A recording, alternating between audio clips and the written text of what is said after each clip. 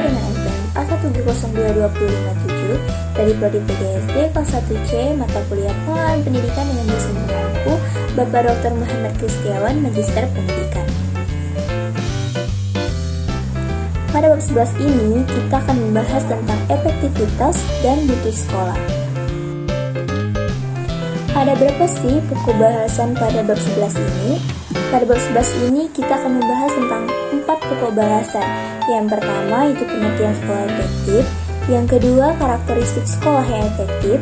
Yang ketiga, model-model sekolah efektif. Dan yang terakhir, yaitu usaha meningkatkan efektivitas dan mutu sekolah. Kita masuk pada pokok bahasan yang pertama, yaitu pengertian sekolah efektivitas. Sekolah efektif adalah sekolah yang mampu mencapai target-target yang telah ditetapkan sebelumnya, seperti visi, misi, dan tujuan, dengan memanfaatkan dan mengoptimalkan sumber daya yang ada di dalam sekolah tersebut, serta memiliki iklim sekolah yang mendukung kegiatan pembelajaran dan output yang dihasilkan oleh sekolah dapat bermanfaat bagi lingkungannya. Materi yang kedua yaitu karakteristik sekolah yang efektif. Dalam konsep standar nasional pendidikan, maka sekolah efektif harus memenuhi standar-standar sebagai berikut. Yang pertama, standar isi, memiliki kerangka besar dan struktur kurikulum, beban belajar, kurikulum tingkat satuan pendidikan, dan kalender pendidikan atau akademik. Yang kedua yaitu proses pembelajaran. Proses pembelajaran pada satuan pendidikan diselenggarakan secara interaktif, inspiratif, menyenangkan, menantang, memotivasi peserta didik untuk berpartisipasi aktif serta memberikan ruang yang cukup bagi rasa, kreativitas, dan kemandirian. Yang ketiga yaitu kompetensi lulusan, memiliki kecerdasan, pengetahuan kepribadian, akhlak mulia, serta keterampilan untuk hidup mandiri. Yang keempat yaitu standar tenaga pendidik dan kependidikan. Yang pertama yaitu pendidik. Karakteristiknya yaitu memiliki kualifikasi akademik S1 atau D4.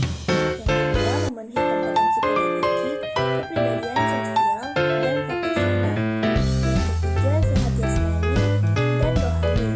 Yang keempat memiliki sertifikat pendidik. Dan yang kelima yaitu merencanakan pembelajaran atau bimbingan. Karakteristik pendidik yang keenam yaitu meningkatkan dan mengembangkan kualifikasi akademik dan kompetisi secara berkelanjutan. Yang ketujuh yaitu bertindak objektif dan tidak diskriminatif atas pertimbangan jenis kelamin, agama, suku, dan kondisi fisik tertentu. Yang kedelapan menjunjung tinggi peraturan perundang-undangan. Yang kesembilan memelihara dan memupuk persatuan dan kesatuan bangsa. Selanjutnya yaitu karakteristik tenaga kependidikan. Karakteristik tenaga kependidikan itu terdapat kepala sekolah, tenaga administrasi, tenaga perpustakaan, tenaga laboratorium, tenaga kebersihan sekolah yang terstandar atau tersertifikasi. Yang kelima yaitu sarana dan prasarana.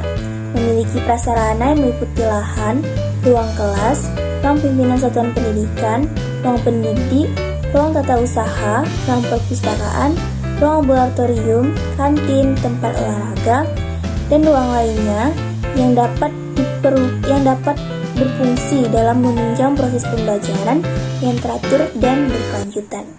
Yang keenam yaitu pengelolaan. Pengelolaan dalam satuan pendidikan pada jenjang pendidikan dasar dan menengah menerapkan manajemen berbasis sekolah yang ditujukan dengan kemandirian, kemitraan, partisipasi, keterbukaan, dan akuntabilitas. Yang ketujuh yaitu pembiayaan. Memiliki biaya investasi dan biaya personal. Biaya investasi meliputi biaya penyediaan sarana dan prasarana, pengembangan SDM, dan modal kerja tetap. Yang terakhir yaitu penilaian. Penilaian hasil belajar dilakukan secara berkesinambungan untuk memantau proses kemajuan dan perbaikan hasil dalam bentuk ulangan harian, ulangan tengah semester, ulangan akhir semester. Penilaian digunakan untuk menilai pencapaian kompetensi peserta didik. Nah, materi yang selanjutnya yaitu model-model sekolah efektif. Yang pertama yaitu model tujuan. Model tujuan sering digunakan untuk meneliti dan menilai capaian sebuah sekolah. Sebuah sekolah diklasifikasikan sebagai sekolah efektif apabila ketercapaian setiap kegiatannya mencapai atau melebihi daripada tujuan yang telah ditetapkan. Model yang kedua yaitu model manajemen mutu sekolah. Model manajemen mutu sekolah, mutu total mengklasifikasikan sebuah sekolah efektif jika sekolah tersebut berupaya melibatkan dan memberi kuasa kepada semua anggota dalam fungsi sekolah. Model yang ketiga yaitu model proses. Berdasarkan model proses, sebuah sekolah efektif sekiranya fungsi dalam sekolah tersebut dalam keadaan terurus, efisien, dan aman. Materi yang terakhir yaitu usaha meningkatkan efektivitas dan mutu sekolah. Usaha yang dapat dilakukan itu school review. Yang pertama, school review merupakan suatu proses di mana seluruh komponen sekolah bekerja sama khususnya dengan orang tua dan tenaga profesional.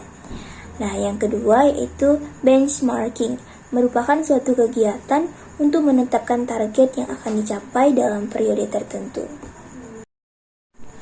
Yang ketiga yaitu quality assurance, merupakan cara untuk menentukan bahwa proses pendidikan telah berlangsung sebagaimana mestinya. Yang keempat ada quality control, merupakan suatu sistem untuk mendeteksi terjadinya penyimpangan kualitas output yang tidak sesuai dengan standar.